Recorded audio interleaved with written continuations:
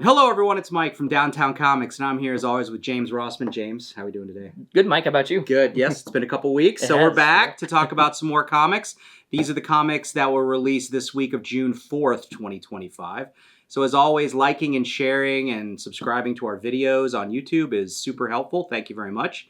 For those of you who watched our Thunderbolts review, we totally enjoyed doing that. Expect more of that from us as we get into the summer. There's a bunch of other movies we're excited to talk about. Absolutely. So, all right. Well, let's get going then. We're going to go with you first. Yeah. All right. What do you got for me? Yeah, so up first for me is the Justice League versus Godzilla versus Kong, number 1. Gotcha. So a That's a sequel. mouthful. Okay. So it was so good they did a sequel. All right. Yeah, and really this one just starts off with Amanda Waller pulling together the Suicide Squad, because out of all the other books that, have been coming out within the past, I don't know, year and a half, like we know that Amanda Waller hates metahumans. Right. So she's basically developing this defense system to fight the Titans. Godzilla, Kong, what have you. Okay. But obviously, with her hating the metahumans, it doesn't rely on them. So, also in this issue, we also see the wedding of, which I thought was kind of weird, like that they intermixed, the fighting of the Titans and her pulling together the Suicide Squad, but the marriage of Barry Allen and Iris West.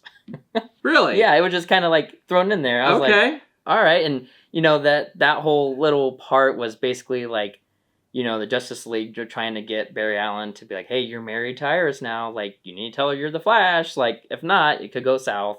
So that was interesting place to put that. Yeah, right. I think it was kind of right in the middle. So I don't, it was all right. Whatever. But no. So everyone's having a good time at their wedding until they find out that Lex has escaped the prison that he was in. Okay. So there's they had a trace on him, but the last on his armor. So the last known location was when they find where it was at like this portal. So they're like, well, this is the last place we think he was. And so Mr. Terrific basically turns on this portal, and they're like, well, there's only one way. So the Justice League basically goes through. But before that, the Suicide Squad goes through first, and they're kind of like, Waller's doing this experiment to basically find, to try to fight these kaiju. So they give King Shark something where he grows to the size of Godzilla. So there's like a fight between them. And so then, so Lex is obviously helping them some way, somehow. And so Justice League goes through and to the legendary Earth where, Kong, Godzilla, and the kaijus exist. Right. So, but there's also a very shocking ending to this. Okay. Where the first series was dealing with Godzilla coming to like our Earth, right, and now this, this go around, it's us going to their Earth. So, so I think there's possibilities of bigger confrontations, conflicts, between DC characters and kaijus. Okay. Do you have to have read the first one to do the second one? I don't think so. Okay. I mean, as long as you know that, like, Waller hates metahumans, and then she's really trying to, destroy them and trying to destroy the kaijus, like, I think that's really all you need to know. Okay. So, yeah, it was... sounds like fun. It was, yeah. Like I said, the whole wedding thing was kind of weird, but other than that, yeah, it was fun. All right, cool. All right, for my first one, we're going to do Doctor Strange of Asgard, number 4. So this is the current run of a Doctor Strange book. As we all know, Doom has taken over the Marvel Universe as the Sorcerer Supreme. Basically, Doctor Strange voluntarily gave it up to Doom because of reasons. And so he's gone to Asgard to try to become the Sorcerer Supreme of the Asgardian realm, basically. Gotcha. At the same time, he's trying to use that as a way to possibly get back the Sorcerer Supreme from our Earth, from Doom, right? From Doom, yeah. Because the Asgardian magic, if he can harness it, would technically be more powerful than the magic that Doom is using. So every dimension has their own Sorcerer Supreme and their own rules and stuff. So he's trying to learn the ropes. Well, this whole story has been building up for the fact that he went to someone to try and get a book, to get a thing, to do that. Someone was murdered. Okay, and supposedly it was by Loki. And that mystery has been driving Doctor Strange. So in this one, we finally find out that in fact it was not Loki. We still don't know who it is, but we know that Loki was basically kidnapped and then given false memories. Okay. So he actually thinks he did do it, but he really didn't do it. So, and at the same time, since Doctor Strange has been poking around and helping Loki evade arrest, because everyone thinks he did it, Thor's after him, Sif's after him, and so he's trying to dodge the authorities basically while trying to help. So this is kind of a fun little book. Yeah. It can be read totally independent of any Doctor Strange stuff. Obviously, in the first issue, it catches you up to speed on why he's doing this. But this is a little fantasy, magical, whodunit, mystery, adventure book that's just, it's just kind of fun. I mean, you don't have to necessarily even like Doctor Strange. If you like Thor and stuff, he's not really in the book a lot, but all the Asgardians kind of show up back and forth. So yeah, it's a fun read. So I think it's only probably got a couple issues left, and then we'll see what happens and how this gets back to what Doom is doing on our Earth. So that's what I was going to ask you. Like, you know how some tie-ins where they're like, oh, they don't necessarily tie into the main. Does this one?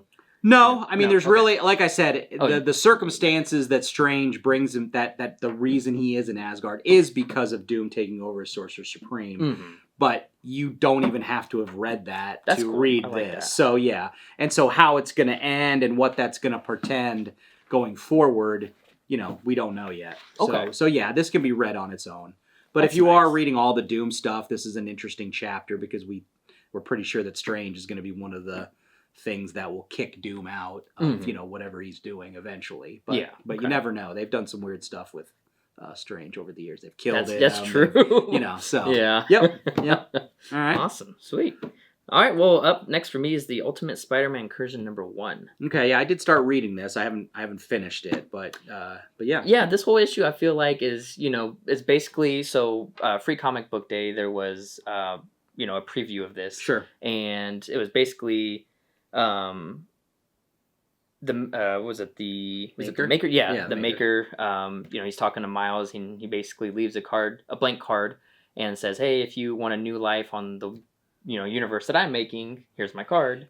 Yeah, so real quick, because I know I've read all the Ultimate stuff. Did this happen like Ultimate Invasion, like at the very beginning? Did this is that where that happened? I think so, yeah. Okay, because I don't remember it. And then yeah, I'm trying to figure out, because the Ultimate world he created is not the same Ultimate world that obviously the Maker and Miles are from that got destroyed. So that's just, I don't know. It's just, yeah, that's interesting that he offered him a spot when it's like, why? Why would he go? It's not his world, Yeah. So anyway, continue. Yeah, no. So yeah, at the end of that, the Free Comic Book Day preview, there was, Billy, his little sister, finds the card in the trash can, and basically like this portal opens up, and I think there's like a big flash of light, and I think that's when it ends.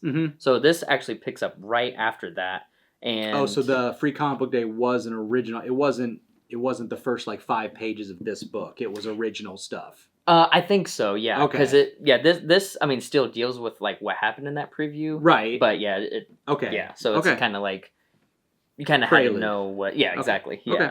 So, but no, I mean this whole issue basically was it's very Miles and Peter Parker, and was it Richard Parker? His son? Yeah.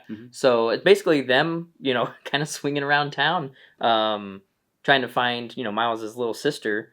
And it's really funny because, there's like this go back and forth, how like kids are like with their dads. They're like, Dad, don't embarrass me, and things like that. Right. So it's basically like, I mean, honestly, it was pretty funny, like the go back and forth. And I feel like Miles was just kind of like a third wheel essentially. So swinging around town. So there wasn't, really any action in this too much. But so I think it's, basically kind of a setup issue. So yeah, there really wasn't, like I said, a whole lot to it. Is this costume different in the Ultimate universe? I don't think so. And if it is, it's very subtle. Okay. Yeah. Okay. Yeah. Because it seemed like on the picture, on the cover, I don't know why, but I thought that the spider, the red spider on his outfit, stood out more than it normally does. Like they slightly redesigned it, and that could be. But yeah. I don't I'll know. have to look at that a little bit So. closer. And I take that back. There was a fight between the 3 Spider-Mans and what was his name? Spot? Yeah, Spot. Yeah, Spot. Yeah, okay. Yeah, but honestly, there wasn't really a whole lot to that either, I figured because Spot was on one of the covers, I figured he'd be the reason that Miles was going to go into the Ultimate Universe, because that's what Spot does. He has those dimensional, circles or whatever. But that's not the reason. It was the it was the business card or whatever. Yeah, business caused card. it. Yeah. Okay. All right. And I know on cover A, there's like, again, like sometimes, and I honestly don't know why they do this, but like, so cover A of this, there's a lot of characters on it that aren't in this. Sure. So I'm wondering, like, why? I never know why they do that. Like, is it like characters that will eventually be in there? No, it's marketing. I marketing? remember like one of the first comics I bought off a spinner rack in a drugstore long time ago was Alpha Flight #1. And if you look at that cover, it's basically like, the Marvel heroes welcome a new super team. And so it was all the Marvel heroes like Spider-Man and Captain America and Iron Man. They were all on one side, and then Alpha Flight was kind of coming out on the other side. Mm-hmm. And so my young kid brain was like, oh my gosh, all the Marvel people are in this. There is absolutely no, sad. It's just Alpha Flight, right? So the cover was misleading at best. Okay. But, but it helps sell. It does, I bought it because I saw all the characters and I was like, oh, I want to read this. So. Yeah, and honestly, like here recently, I'm trying to remember. I can't remember which comic series it is coming out, but like a lot of cover A's now sometimes are like, you're like, this is a cover A? Like, it seems like it would be like a variant cover of some sort. Right. And I can't remember. It might have been something with Godzilla or something where I'm like, yeah, this does not seem like it would be a cover A, but here we are. So, but yeah, it's it was basically like a setup issue.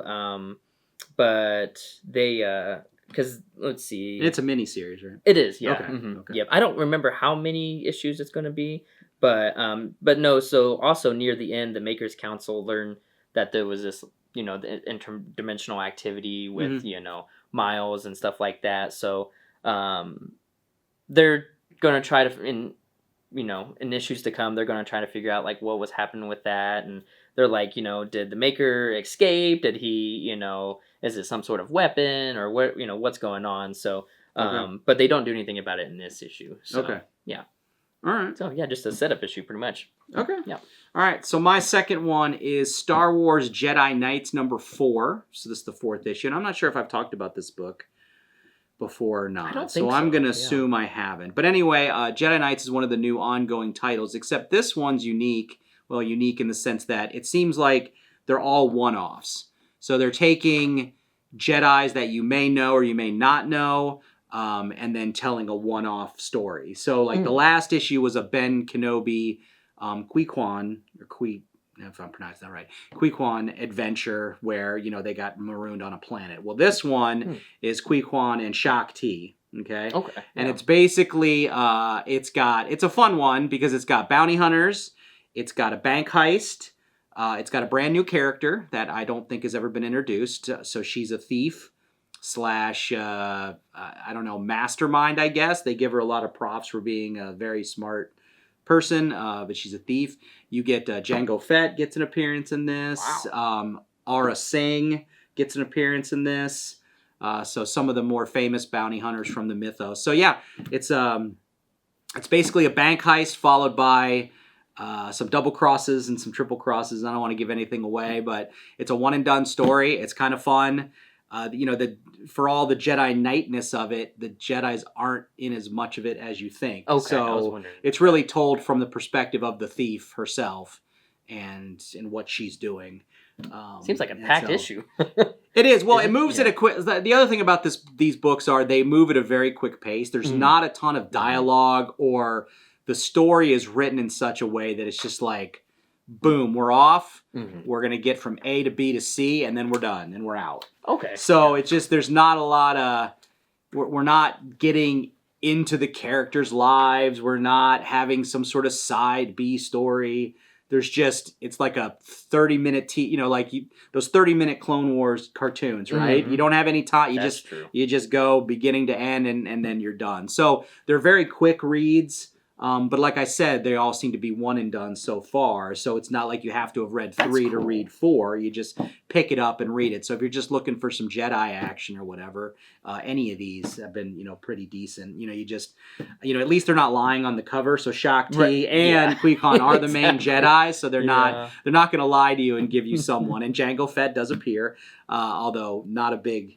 I would say he's a cameo at best. So maybe putting him front and center on the cover, maybe a little bit of marketing. Yeah. So there you go. But yeah, nice. No, that's fine. Cool. So it was good. All right. All right. What's our big book this week? Imperial #1. Yeah, we got some Jonathan Hickman. Yeah, and honestly, as I was reading this, it didn't seem like super high concept like he normally does. I mean, there's definitely still some of that in this, but it definitely felt like more kind of comic booky, right? Yeah, if you were kind of expecting, well, I don't know. Yeah, with Hickman, I don't know what to expect. But yes, this played out as a literal political thriller almost. I guess you could say, because it starts out with a murder. Yep. And we have 2 unknown people playing a game. Mm-hmm. And I mean, did you? Yeah, it's really interesting. Did you have any guesses? I mean, I have to assume that one of them is the Grandmaster. Yeah. But I don't know. Yeah. I mean, the other one is, I don't know. But yeah, so we don't know who the 2 people that are supposed to be playing this grand game are. Mm-hmm. But obviously, they are the ones instigating what happens in the book, or at least putting it into motion. And I guess we'll see on that point. So. I would say this is one of the harder books to jump in on. Oh, I for sure would think. Yeah, for sure. Yeah. So if you are not kind of at least a little versed in the, I would say the space Marvel stuff. Like the cosmic side of it. Yeah, your Guardians of the Galaxy, your Kree Skrull, your Shar, all those different races. I was really expecting one of the patented Jonathan Hickman graphs or charts showing all the different species and who the leader is and everything like that have been actually really helpful. It's the one time where a good graph or chart would have, on one, because it's like 52 pages, right? Yeah, it's a huge book. Huge book. So there was definitely a page in there that we could have gotten like who and the it's leader. Dialogue heavy too. So yes, very dialogue heavy. Yes, it's a long read. You have to pay attention. I thought the art was really good. Oh yeah, but sometimes it became hard to maybe tell which character was which until they kind of name dropped each other. It's like, oh, okay, that's who I'm listening to, because a lot of them, the artist is good, but there's a sameness to some of his facial features, I think, maybe, or something like that. So, what is the bit? Well, are we doing spoiler? Because someone does die. Yeah, there's a major character, I guess, that maybe we haven't seen. Well, does die. We won't spoil it, but there is a death.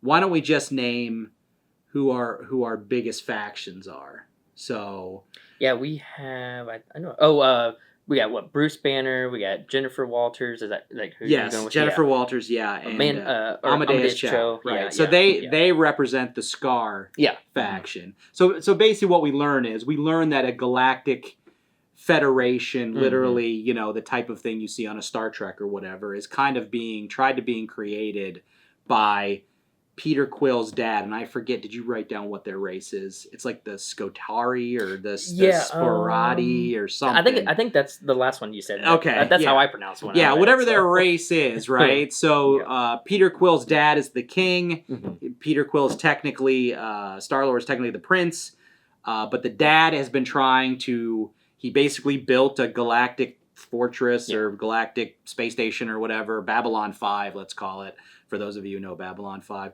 And he's inviting all the major races in to hopefully start a dialogue about trade and political stuff.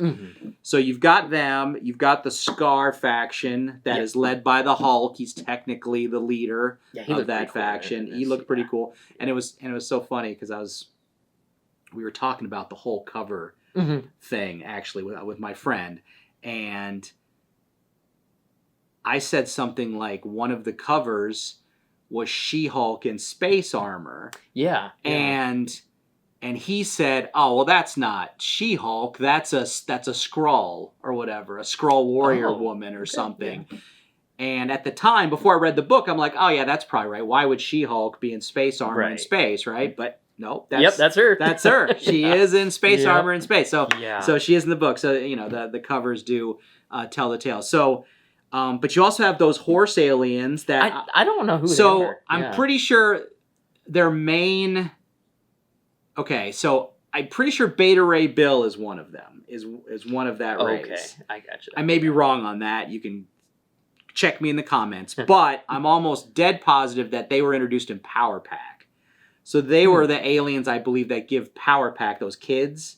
The Power Pack kids, you may not even have heard. I don't think I have. Yeah. Okay, it was a late 80s, early 90s comic. It was about like 5 young kids, basically from like 12 down to like 5, and a spaceship crashes with this alien in it, and I believe it's this horse race or whatever. Okay. And they get superpowers. And I mean, I think I read it back in the day. I don't really remember. But anyway, that's the one time I remember kind of seeing this race. So yeah, I don't even know what their name is, but they're in there. Yeah. Yep. They're in there. The Wakandans are in there because they have an intergalactic empire. Yep. The Shar's in there. The Kree is in there. And the Kree Skrull is, of course, led by Hulkling and Wiccan. So, and Wiccan's the consort or whatever. So you've got them in there. Did you mention Nova? Well, Nova's a character in there. Yeah, but obviously the Nova Corps are yeah. not a faction. They're dead. Yeah. I mean, they're all dead. The like Xandarians are dead. Yeah, there's 2 left. Yeah. So yes, Nova's another big character. That's why he's on the cover of some of the books. So yeah, there's a murder mystery. We have a poisoning, but not just any poison. So you'll thing, and then there's a whole. I got visions of a couple of movies. Star Trek 6, the Undiscovered Country. Got flashbacks to that. And what else was it? Like, just like political thrillers. Yeah. Kind of just that's what it. Even though it was very high dialogue heavy and stuff, I think I really enjoyed. It might be one of the Hickman books that I've enjoyed the most, maybe so far. Just because it being a little bit more comic booky style, but this was, I will go ahead and, just preface and say that, this is broken up into like 4 chapters essentially. So, but it's not really until chapter 3 that things really get going. So yeah, I mean, there's obviously a lot of, and because it's kind of a murder, it's a whodunit. Like they're trying to, there's people trying to figure out what's going on, how it plays into other stuff that's going on. There's a lot of moving pieces. So by the end of the first one, we don't really know. Right. We think we know some stuff. I don't think we know everything. It seems unlikely that what they posit at the end is what's actually happening, but we'll see, I thought it was funny how, like, in this, Nova Peter Quill goes to Nova, is like, hey, can you help us with this? Big thing happens. And then Nova shows up afterwards. It's like, oh, I'm here to help. It's like, okay, you're a little too late, buddy. But it was funny when when Peter went to Nova to ask him for his help, and he's, Nova was like, no, because you're a criminal. Your dad is basically a criminal of the worst kind. And I was just like, whoops. Yeah, they don't seem to have much necessarily. There's probably mutual respect, but not a little bit of like and stuff. So there's no Guardians of the Galaxy in this. Right. It's just Peter Quill, but he's more there as a function of a political exercise, not as Star-Lord, basically. At least yet. Yeah. Right. I found it very interesting. I just kept reading. Yeah. I mean, like I said, there's a lot of story there. It is, yeah. Yeah. So, and it really did keep my So I do recommend it, but I will say I could see where someone reading this going in cold and maybe not knowing some of the stuff that I was talking about. That's not exactly. It's all there on the page, but it's not explained at all. Just people are there, and and so you may be like, who are these? That, like you said, you didn't know who the horse people were. Yeah. I don't think they're ever named, to be honest with you. I don't think they're actually named. And like I said, I recognized them, and if I'm correct, Beta Ray Bill is one of that race. Okay. You know, so Interesting. but I'm not positive of that. Huh. You know, so Well, but yeah, no, I totally enjoyed it. I know there's going to be 2 one-shots as well for this. Okay. I think one of them.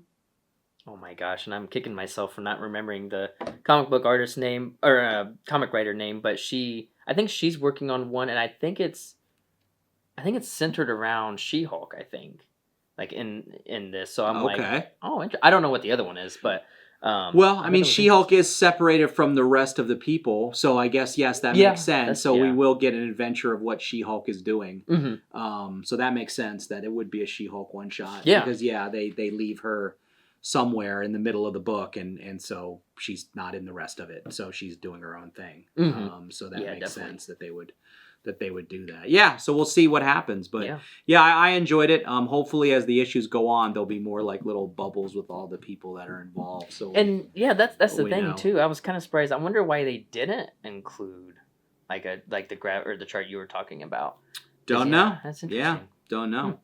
But Yeah. yeah. So Yeah, honestly, this was probably my pick of the week. I would say, yeah. Out of all the ones I read. mean, I read the Marvel Knights, the world. Oh, you did? Okay. What is it? The world is not a no. That's The World to James Come? Bond. The world to come. yeah, Yeah. I was gonna talk about that book, but that book may be even stranger than Imperial. That's and so true. I have to wrap my head Yeah. around that. I'll be honest Yeah. with you. I read that one and I was like, I'm gonna have to go back and try to reread all the Marvel Knights Black Panther books. I mean, Yeah, and I mean, so because both of these that one you just mentioned and Imperial #1 were 2 that when I read the solicitation I was like, well, yeah, what is this? Like, and I did have a friend ask if Imperial #1, if this these 4 issues were like the main event. I was like, no. I was like, this is a thing like on the cosmic side. It's not. oh yeah, really, this is definitely this is Yeah. self-contained. Yeah, Mhm. no, the event going on is the Doom thing, and that's Yeah, still going to yeah. be the big thing. Yeah, Yeah, so this is definitely. totally separate. Mhm. So, yep. So yeah, no, I really liked it. Yeah, so I did yeah, too. I'm Yeah. excited for issue Yeah, number 2. I do recommend trying it out, but Mhm. it may take an issue or two for you to get totally okay with who all the characters are. Maybe Mhm. so. Be Yeah, I agree. patient with yourself. All right. Well, I think that's it for this week. It is. Yeah. Cool. All right. Well, thanks a lot for listening. We appreciate it, of course. If you want to comment on any books that you've loved that you think we should talk about or read or anything else you want to talk about, just leave a comment below. And thanks a lot. We'll see you later. Bye-bye. Bye. See you, James.